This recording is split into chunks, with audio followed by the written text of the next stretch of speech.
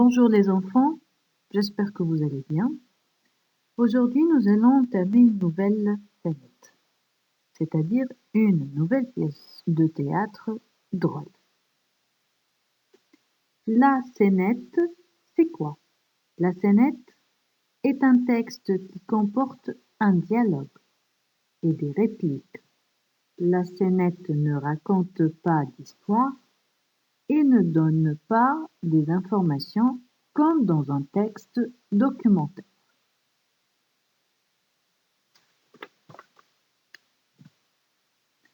Le titre de la scénette d'aujourd'hui est Pour qui sont ces chaussures-ci? Cette pièce de théâtre est composée de 5 scènes. Aujourd'hui, nous allons voir la première scène. Prenons donc le livre de français, page 108. Première scène, pardon. Prenons le livre de français, page 108. Observe et interprète l'illustration. On voit 2 hommes dans un magasin de chaussures. Un monsieur bien habillé, il se tient bien et c'est sans doute le vendeur. L'autre monsieur porte un pull rayé et un pantalon qui tient avec des bretelles. Il tient aussi une trottinette. C'est peut-être un client.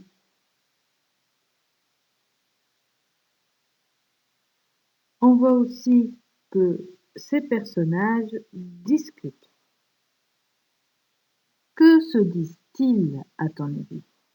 Pour le savoir, on va lire le texte.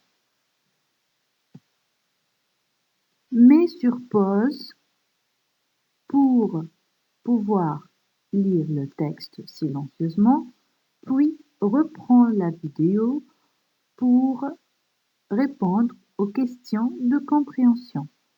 Allez, à tout à l'heure.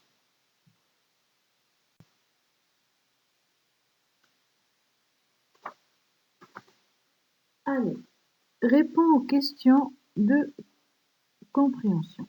Commençons par la première question. Quels sont les personnages du texte? Les personnages du texte sont le vendeur, le premier client et le deuxième client. Où sont-ils? Ils sont dans un magasin de chaussures. Complète les phrases par les adjectifs proposés. Précis et indécis.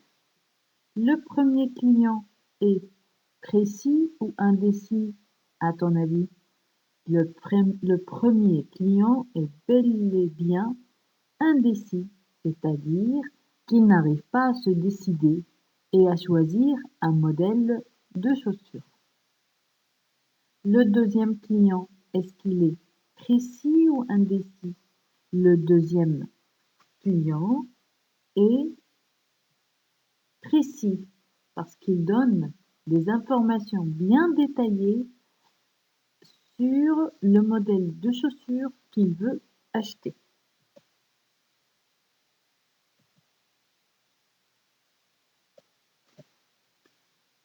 Quatrième question, pourquoi le vendeur est-il perplexe? Je vais commencer par expliquer l'adjectif perplexe.